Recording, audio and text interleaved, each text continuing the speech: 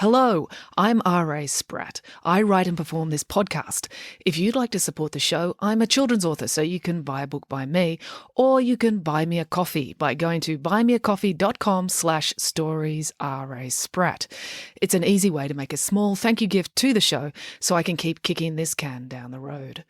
The podcast directory you're using right now should have a link to my Buy Me a Coffee page in the show notes, or you can type it into your browser. That's buymeacoffee.com/storiesrasprat.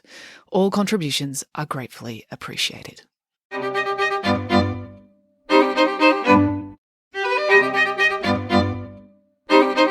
Hello and welcome to Bedtime Stories with me, R.A. Spratt. Well, it's been a huge week here. My book, The Epically Awesome Odyssey, as told by Nanny Piggins, which I created just for this podcast and now has spun off and become its own book, that came out on Tuesday last week. So I've been out promoting it up in Sydney. I went up and I went around 6 bookstores in the centre of Sydney and was signing stock. So there's lots of signed stock there. But it should be out in bookshops all across Australia. So you should be able to get it anywhere. And if you're overseas, you can even get it. You can get an Australian copy shipped to you now because we've got an online Australian bookshop that ships internationally called thenile.com.au. That's obviously the web address, thenile.com.au, and they'll ship you a copy. So that's great. All the people that have had trouble finding my books overseas can now get a hold of them. So that's it. What else has been going on? Oh, I went to Supernova on Friday. That was incredible. Supernova's like Comic-Con, and I'd never been to anything like that before, and it was wonderful. It was like, going to a different country because it's its own culture with all these amazing people dressed up, and there's obviously all the comic books stands and the people signing comic books and things, but there was all sorts of cool things. Like there was a whole stand full of like fidget spinners and fidget devices, and there was several stands selling swords, which I was fascinated by. I don't think I need a samurai sword, but I was looking at the samurai swords thinking, ooh, they're pretty cool. And then trying to imagine what excuse I could use when I came home with a sword, what I would tell my husband. But I didn't get one. I was responsible. Anyway, so that's what I did last week. And here I am back at home. I've got to go back up to Sydney tomorrow to record another audiobook. They're getting me to record Friday Barnes 14, which is coming out in September. So that's a bit hectic. So I've got to get this done so I can upload it and you'll have a podcast this week. So we better get into it. We're going to continue on with the story of the Trojan War because my next cunning plan is to put together all these episodes about the Trojan War and have a book ready for my publisher about that if the Epically Awesome Odyssey does well. So yeah, let's plow on with the Trojan War and the next installment of what happens in that adventure. So it's going to be today's episode is called Achilles and the Big Sulk, as told by Nanny Piggins. Here we go. The Trojan War dragged on for 9 long years. I know physicists claim that time is a constant, but it does seem to go slower when you're doing boring things, and there is nothing more boring than trying and failing to get through a wall. The big turning point in the war was not because of a battle or a strategy or a brilliant military plan. The turning point was when Achilles had a big sulky tantrum. Achilles? The legendary hero? Asked Derek. The one who was invincible and could only be injured on his ankle because his mum dipped him in the river Styx? Asked Michael. Yes, that's the one, said Nanny Piggins. Well, throwing a sulky tantrum doesn't sound very heroic, said Samantha. To be fair, it was an epically spectacular tantrum, said Nanny Piggins. He never did things by halves. You'd better tell us exactly what happened, said Derek. All right, I will, said Nanny Piggins. But let's get some Turkish delight while I tell the tale. Troy was where Turkey is now, so it's important to eat culturally appropriate snacks to get you in the spirit of a good story. As soon as the children had a 2-kilogram bag of chocolate-covered Turkish delight in their hands each, Nanny Piggins began the tale. While the Greeks were sitting outside the walls of Troy trying to break in, they didn't just sit around doing nothing. They kept busy. They went around to all the nearby cities with less well-built walls and vanquished their smaller regional armies, burned their crops and stole everything that wasn't nailed down, including the people. What? Said Derek. They stole people, said Nanny Piggins. They took them as slaves. "Well, that's not very nice," said Michael. "No, it's about as unnice as a thing can be," agreed Nanny Piggins. "But war isn't nice. Slavery was just one of the very long list of not nice things going on."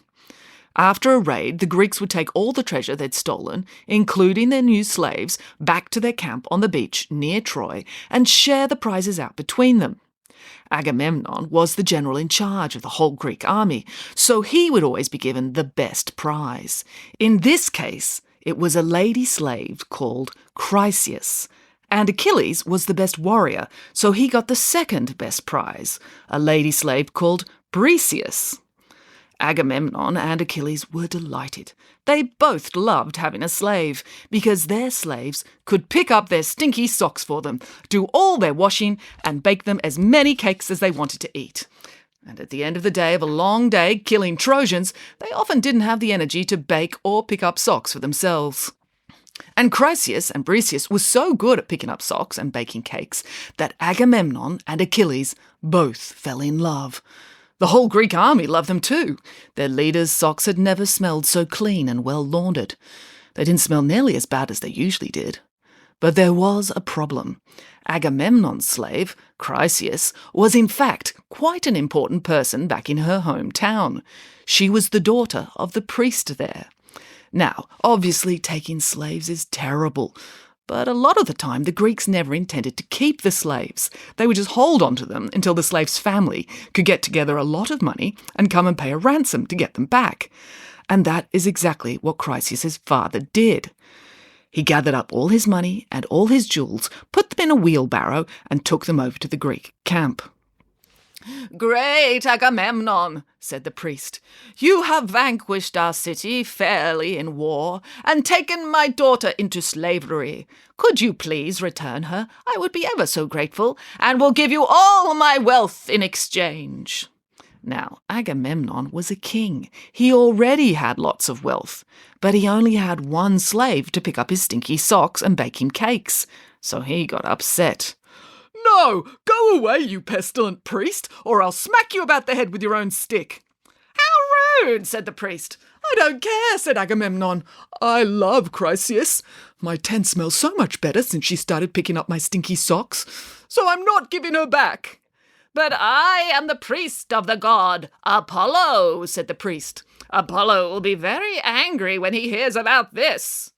"Well, I have Zeus on my side," said Agamemnon, "and Zeus is stronger than Apollo, so I can do whatever I like. Now go away."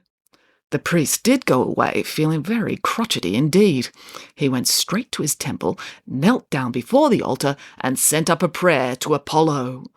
"Oh, Apollo, who I have worshipped with prayers and sacrifices for all my life, hear me now. Agamemnon is being such a big meanie. He was very rude to me, and since I'm your priest, that means he was very rude to you." Up on Mount Olympus, Apollo heard this prayer, and he immediately got very cross. "No way," said Apollo, "that cheeky king." "It never does take much to get a Greek god cross, does it?" said Derek. "No," agreed Nanny Piggins, "and Apollo is not a good god to anger." "Are any of them good gods to anger?" asked Samantha. "Well, a wood nymph probably couldn't do you too much harm. Make a tree fall on your head, perhaps. But at least that would be a quick death. But Apollo was, amongst other things, the god of pestilence and disease, so he could inflict much more horrible horrors. Apollo swooped down from Mount Olympus with his bow and arrow. And his arrows weren't regular arrows. His arrows carried pestilence and disease, and he fired them into the Greek army. "Literally, he fired arrows?" asked Derek.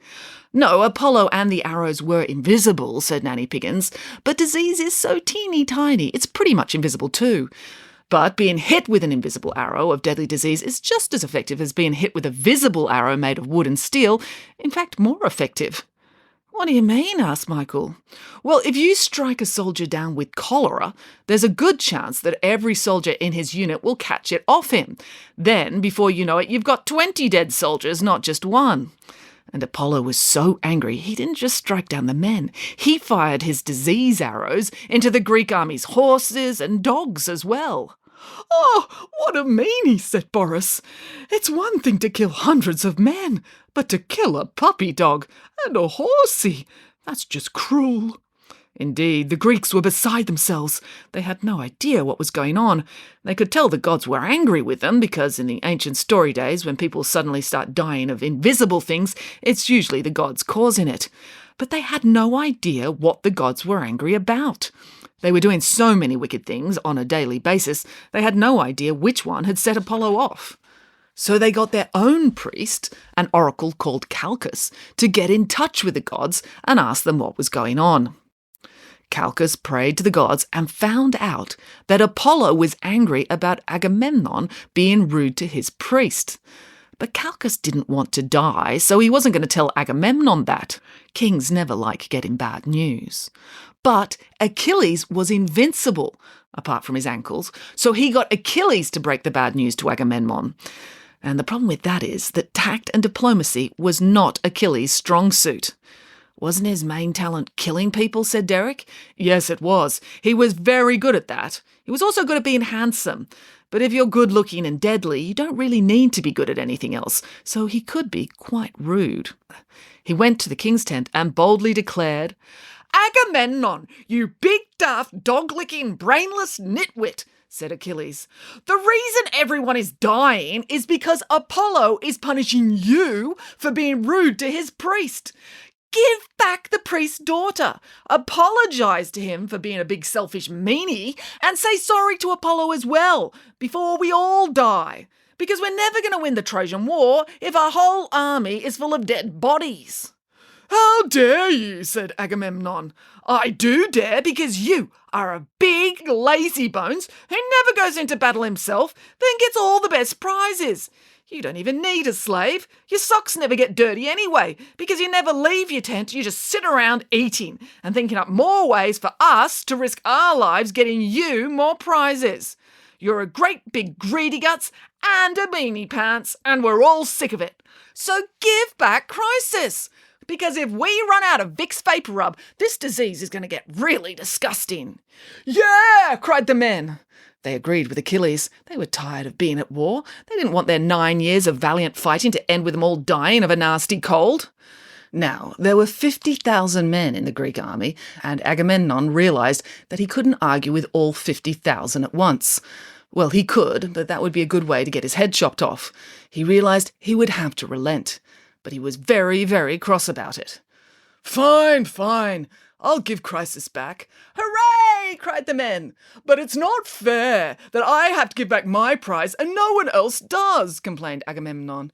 "I'll give her back, but then I'm taking Achilles' prize, Briseis, to make up for it." Achilles gasped. "Oh, but I love Briseis. My smelly socks don't even touch the ground before she whisks them away for a good washing." "Tough," said Agamemnon.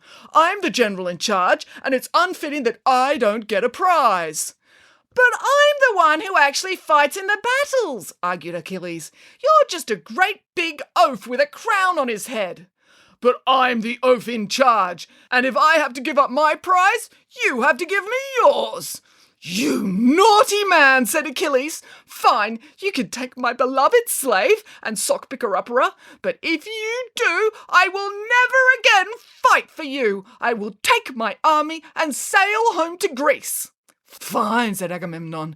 "Fine," said Achilles. "Fine," said Agamemnon, and Achilles stormed off. Boss," said Odysseus. If you remember, Odysseus was Agamemnon's chief military advisor. What did you just do? Achilles is the greatest warrior in the entire world. He's completely invincible, except for his ankles, so we need him." "Piffle to that. I am the great Agamemnon. I don't need Achilles to beat these puny Trojans." "Well, we haven't beaten them in 9 years even with Achilles," Odysseus pointed out. "Pish, we don't need him," said Agamemnon. Meanwhile, Achilles went back to his tent, took all his golden armour off. "Wait a second, his armour was made of gold?" exclaimed Samantha. "Well, you don't get a reputation for being the most handsome soldier in the Greek army without taking care of your appearance," said Nanny Piggins. "But I doubt it was solid gold. That would be very heavy. Also, gold is soft and therefore not very good at repelling spears and swords." But if he was invincible, except for his ankles, said Michael, why did he have to wear armour at all? He could just have worn a little bit of armour around his ankles. That's a good point, said Nanny Piggins. The historians have never thought of that one. Maybe that's why his armour was made of gold, just to make him look even more beautiful. Or perhaps it was gold so it would be shiny and the sun could glint off it and get in his enemies' eyes, said Boris. They didn't have sunglasses back in the ancient Greek mythology days, so that would have been ever so uncomfortable for the Trojans. Maybe so, conceded Nanny Piggins. Anyway, as soon as the shiny golden armour was off, Achilles flung himself face down on the beach and wept. Not that there's anything wrong with weeping, said Boris. His own eyes were looking a bit watery already, just hearing about somebody else weeping. Now, you will remember that Achilles' mother was Thetis, who was a sea nymph, and at that time she was at the bottom of the Mediterranean Sea. Dancing and frolicking, asked Michael. Most likely that is what nymphs do, agreed Nanny Piggins. Anyway, Thetis heard her son weeping, and Achilles was her favourite son. Didn't she burn all her other sons in a fire, asked Derek. Yes, that's how you could tell that Achilles was her favourite, said Nanny Piggins. Generally speaking, Thetis was not the best role model for mothers everywhere. But she did love Achilles, so she rushed to him. Thetis appeared out of the waves by the beach and reached out to comfort her son. Oh, my little bubby boo, my darling Achilles Willy, what is it? Asked Thetis. Oh, Mum, Agamemnon is a big meanie. He took my sock picker-upper, sobbed Achilles. Oh, no, said Thetis. She was a shocking enabler of her son's terrible behaviour. He's dishonoured me, said Achilles. Thetis gasped. There was nothing worse you could do to a Greek soldier than dishonouring him. What, even worse than chopping his head off? Asked Michael. Oh, yes. Ancient Greek soldiers would much prefer to have their heads chopped off than be dishonoured. They weren't the most deeply sensible people. But deeply sensible people don't make for good storybook heroes, so we should be grateful. If Achilles was an accountant from the suburbs who always made cautious decisions and behaved sensibly, we would not be telling the story of his life 3,500 years later. Mummy, could you please ask your ex-boyfriend, Zeus, to doom the entire Greek army to lose every battle they fight until King Agamemnon comes grovelling back to me, giving me back my sock picker-upper and apologising for being a meanie, and then begging me to fight for him again? Wait, said Derek. Achilles was a general, and he wanted the Greek army to lose, causing thousands of his countrymen to die, just so he could get his slave back? Yes, a sense of proportion was not big amongst Greek heroes. And nymphs were not great on ethics. They focused more on dancing and frolicking. Oh, for you, my darling, anything, said Thetis, with which she transported herself to Mount Olympus. How? Asked Samantha. Thetis was a water nymph, and the gods lived on the top of Mount Olympus. I don't know, said Nanny Piggins. Perhaps there was a stream and she swam up that to get to the top. Anyway, she got there, and Zeus owed her a favour. Thetis threw herself at Zeus's knees and begged him for help. Oh, Zeus, most handsome of the gods, remember the days when you thought I was the most beautiful nymph in the world and you wanted to marry me? Shh, said Zeus, looking about to check if his wife was nearby. Don't say that. Hera might hear you. Oh, Zeus, you tease me so, said Thetis. Remember how I saved your life, and now you owe me a great big favour? Get up, you silly sea nymph, said Zeus. If Hera catches you hugging my knees and kissing my toga, she'll kill you. Or worse, she'll kill me. I'll tell you what, said Thetis. I'll stop hugging and kissing you if you make the Greek army lose every battle they fight until my son's honour has been restored. By honour, you mean the slave who picks up his stinky socks? Queried Zeus. Yes, that's the one, agreed Thetis, still hugging his knees. Fine, fine, but quick, get out of here before Hera sees you. Don't worry, I'll take care of it. Zeus knew he had to be subtle. Hera would be cross if she realised he was siding with Achilles. So Zeus couldn't just go down to the battle and start throwing thunderbolts about. He had to make it look like Agamemnon was losing because of his own idiocy. Luckily, Agamemnon was an idiot, so this was easy to achieve. Zeus went down and spoke to Agamemnon through a dream. He pretended to be Nestor, a very wise old Greek man, and as Nestor, he told Agamemnon what to do.